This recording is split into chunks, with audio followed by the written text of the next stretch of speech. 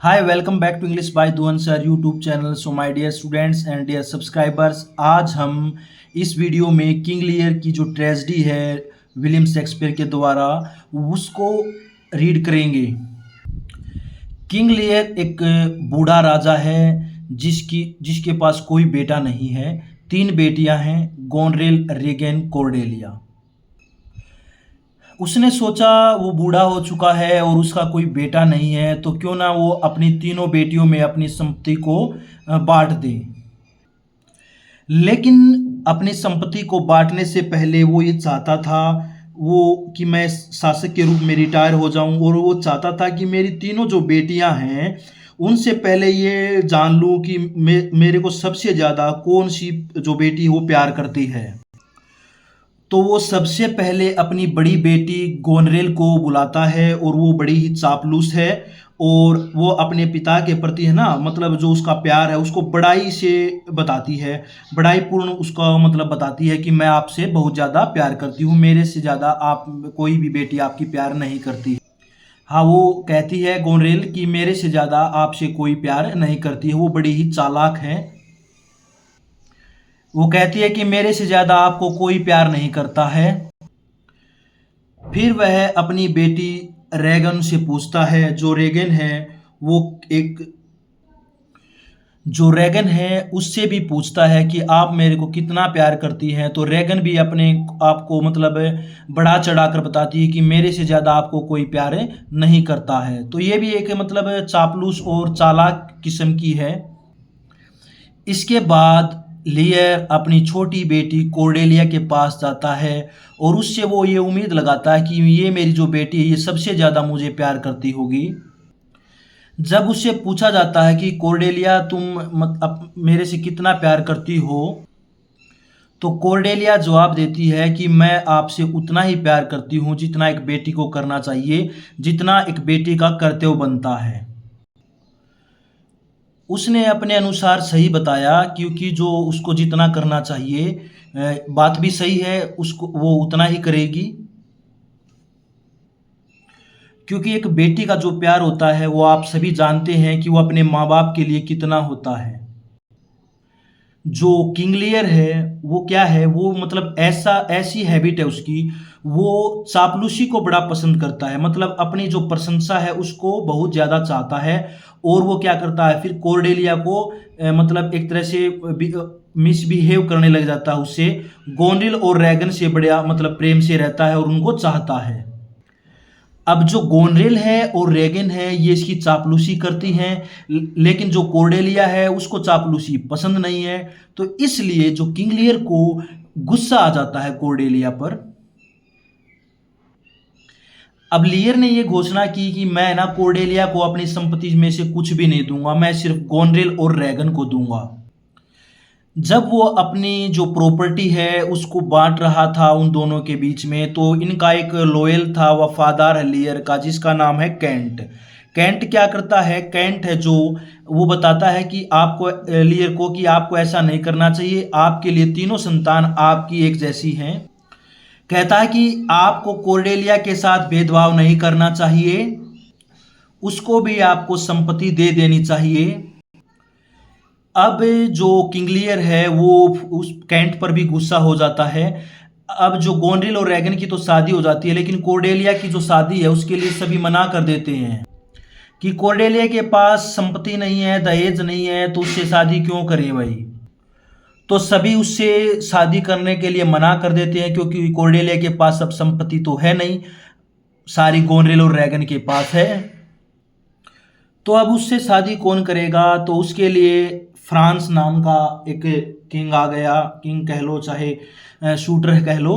तो अब इसने क्या किया, इसने भाई बिना दहेज के उससे शादी की। उसने अनाउंस किया कि मैं आपकी बेटी से, लियर को बताया कि बिना दहेज के शादी कर लूँगा, क्योंकि सभी ने मना कर दिया था ये कॉर्डेलिया के साथ शादी करने के लिए। तो फ्रांस ने क्या किया भाई, कॉर्डेलिया के साथ शादी की। मतलब वो हेवन है फॉर कॉर्डेलिया के साथ इसमें, और इसका मोरल आइडल भी है इस प्ले में, ठीक है ना। तो फ्रांस उससे शादी कर लेता है, किससे, कॉर्डेलिया से, बिना दहेज के। अब एक जो कैंट है, कैंट उसका लियर का लोयल है और उसको क्या करता है, जो लियर उसको देश निकालने का हुक्म दे देता है, क्योंकि वो है ना उस मतलब जो लियर है, लियर की प्रशंसा नहीं करना चाहता।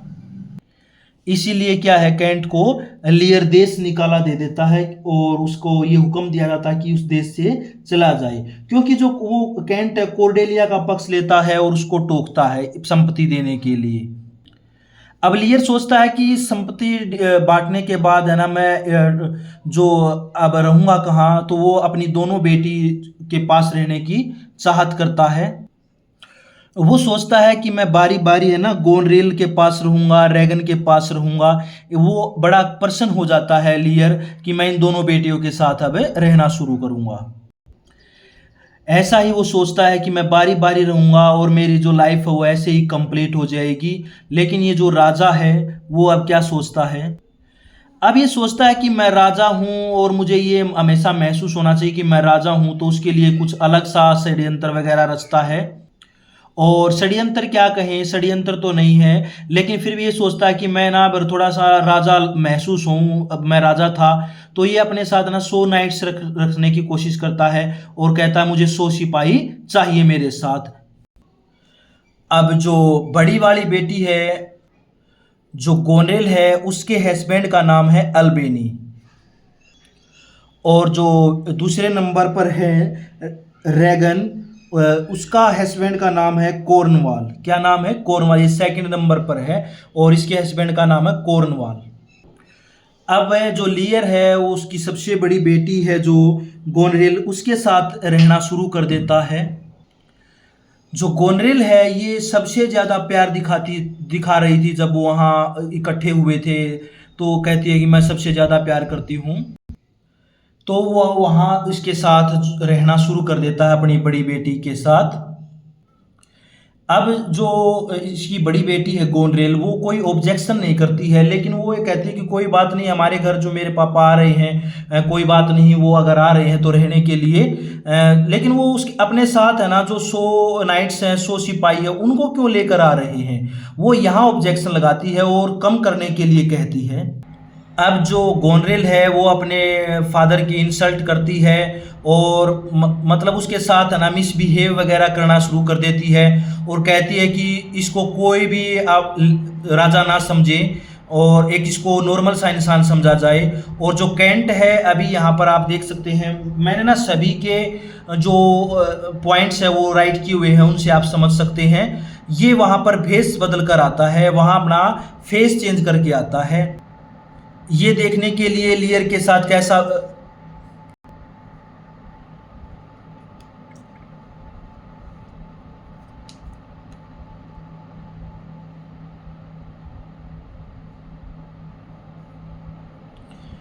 लियर के साथ कैसा बिहेव हो रहा है उस चीज को देखने के लिए। तो इतनी इंसल्ट होने के बाद जो लियर है वो सोचता है कि मतलब अब यहाँ रहना मतलब अच्छा नहीं लगेगा और इंसल्ट कर रहे हैं, तो वो अपनी दूसरी बेटी के पास जाने की इच्छा करता है। वो सोचता है कि मैं ना अब रैगन के पास जाऊंगा, रैगन के पास रहूंगा, तो रैगन के साथ रहने के लिए वो वहां जाता है। सोचता है कि रेगन है वो उसके साथ अच्छा बिहेव करेगी, उसके साथ रहेगी, मतलब वो वहाँ पर अपनी जो भी ज़रूरत होंगी, मतलब एक अच्छा जीवन वहाँ पर बिताएगा। तो ऐसा लियर सोचता है और वहाँ पहुँच जाता है अपनी दूसरी बेटी के पास। लेकिन जो रेगन है वो उससे भी कहीं ज़्यादा चालाक है और वो अपने फादर को बोल देती है कि अगर आपको मेरे साथ रहना है ना, तो आपको ये नाइट्स वगैरह नहीं लेकर आने पड़ेंगे, यहाँ पर जो सिपाही होंगे उनकी आवश्यकता नहीं है। जब जब सारी बातें लियर सुनता है तो सोचता है कि पहले तो कितनी प्रशंसा कर रही थी, अब कितनी इंसल्ट कर रही हैं ये मेरी दोनों बेटियां। अब ये इसका जो दरबारी है ग्लस्टर, इसके पास जाने के लिए इच्छुक होता है कि मैं ग्लस्टर के पास रहूंगा। लेकिन ग्लस्टर के पास जाने से पहले दोनों बेटियों ने और जो इनका लड़की का हस्बैंड है कॉर्नवाल, इन्होंने क्या किया, वो उनको बहला फुसला कर वहाँ का पहले ही दरबार बंद करवा दिया। अब किंग लियर ने क्या किया कि किंग लियर इनके प्रति मतलब बहुत ही ज़्यादा दुख व्यक्त करता है, और इन्होंने क्या किया, उनको भी उसको बिल्कुल ही बेघर कर दिया कि जाओ कहीं सड़क पर जाकर रहो। जो कैंट था उसको कहीं कोठरी में बंद कर दिया था, ये इसके साथ होते हुए भी इसके साथ नहीं था। कैंट है ना, ये जो कैंट है ये लियर का बड़ा वफादार था। ये छुपकर कहीं ना कहीं से निकल जाता है और फिर ये लियर की तलाश करना शुरू कर देता है। इसको पता चलता है कैंट को कि जो लियर है ना वो उसके साथ फूल है, वो इधर उधर भटक रहे हैं। अब जैसे तैसे कैंट को पता चल जाता है, तो ये जो कैंट है कोर्डेलिया के पास क्या करता है, एक रिंग वगैरह भेजता है ताकि उनको पता चल जाए, और कहता है कि उसको जाकर बताओ कि जो उसके फादर हैं जो लियर, उसके साथ बड़ा ही मिसबिहेव हो रहा है, मतलब उसको कोई भी अपने पास रखना नहीं चाहता, वो बिल्कुल सड़कों पर घूम रहा है। जैसे तैसे करके जो कैंट है बड़ी मेहनत करके वो किंग लियर को ढूंढ लेता है और उसको एक अपनी झोपड़ी में साथ ले जाता है, वहां रखता है। फूल, कैंट और लियर ये तीनों जिस झोपड़ी में रह रहे हैं वो ग्लस्टर के जो बेटे हैं उसके बेटे एडगर की थी। ठीक है, जो ग्लस्टर का जो बेटा है एडगर, वो झोपड़ी उसकी थी। एडगर बड़ा लॉयल है और ग्लस्टर का बेटा है। वो झोपड़ी में क्यों रहता है? झोपड़ी में इसलिए रहता है क्योंकि लियर की तरह जैसे उसने अपनी बेटी कोर्डेलिया के साथ किया था, ऐसे ही ग्लस्टर ने अपनी बेटे एडगर के साथ किया था, और वो उसको घर से बाहर निकाल दिया था। जो एडगर है वो अब झोपड़ी में रहता है, और उसकी झोपड़ी में अब ये तीनों कैंट, फूल और लियर रहते हैं। ग्लस्टर भी जो इसका बड़ा ही वफादार था, बड़ा ही वफादार दरबारी था। एडमंड है ये ग्लस्टर का नाजायज पुत्र है, नाजायज बेटा है एडमंड। अब जो ग्लस्टर है वो एडमंड को कहता है कि मेरा जो राजा है लियर, मैं उसको ढूंढने जा रहा हूँ, और पता नहीं कहाँ कहाँ वो बेचारा घूम रहा होगा, इधर उधर भटक रहा होगा। लेकिन ग्लस्टर को ये नहीं पता था कि ये झोपड़ी है जो उसके बेटे की है, और ग्लस्टर क्या करता है, उसको किसी दूसरी जगह पर ले जाता है। लेकिन एडमंड क्या करता है, जो एडमंड है वो कॉर्नवॉल के पास जाता है और उसको ग्लस्टर की सारी प्लानिंग बता देता है, और बताते हैं कि वो लियर को बचाना चाहते हैं, उसको कोऑपरेट कर रहा है। तो ये सारी बातें क्या करता है जो एडमंड, ये बास्टर्ड सन बोल सकते हैं इसको, ये कॉर्नवॉल के पास पहुंच जाता है, सारी बातें उनको बता देता है। जैसे ग्लस्टर लियर ने अपनी बेटी के साथ किया था कोर्डेलिया के साथ, वैसे ही ग्लस्टर ने भी एडगर के साथ किया था एडमंड की बातों में आकर। तो यहाँ पर ये मतलब है ना एक तरह का सेम स्टोरी बन जाती है। कॉर्नवेल ने क्या किया, कॉर्नवेल ने ना एडमंड को जो इन्फॉर्मेशन दी थी उसके बदले अपने पिता की गद्दी पर बैठा दिया। अपने पिता की जगह पर इसने कॉर्नवेल ने एडमंड को बैठा दिया। मतलब उसने क्या किया, उसने अर्ल ऑफ ग्लस्टर बना दिया, ग्लस्टर की जगह पर एडमंड को बैठा दिया। ग्लस्टर क्या करता है, राजा लियर को गुफा से बाहर लाता है और उसे अपने राज्य के एक बाग में शरण दे देता है। उसे इस अपराध के लिए जो कॉर्नवाल है उसकी बेटी है उस पर देशद्रोह का मुकदमा लगा देते हैं, दोष लगाते हैं, और एज ए उसको पुनिशमेंट उसकी दोनों आंखों को निकलवा देते हैं। और जब वो ब्लाइंड हो जाता है, अंधा हो जाता है, तो वो अपने खुले स्थानों पर भटकने लग जाता है और उसको छोड़ दिया जाता है वहाँ पर। एडगर क्या करता है, अपने पिता की इस हालत को देखता है और अंदाजा लगा लेता है कि उसका जो पिता है ना आत्महत्या करने जा रहे हैं। एडगर उसको ऐसा करने से रोकता है और उसे अपना परिचय देता है और उसको बताता है वह ओसवाल्ड की जो हत्या कर देता है, जिसे गोनरेल ने बूढ़े लियर की हत्या के लिए उसे भेजा था। और वहाँ ओसवाल्ड के पास उसे एक पत्र मिलता है जिसमें क्या करता है, गोनरेल ने अपने प्यार का इजहार किया था। यस, वहाँ पर उसने अपने प्यार का इजहार किया था, प्यार के बारे में बताया था।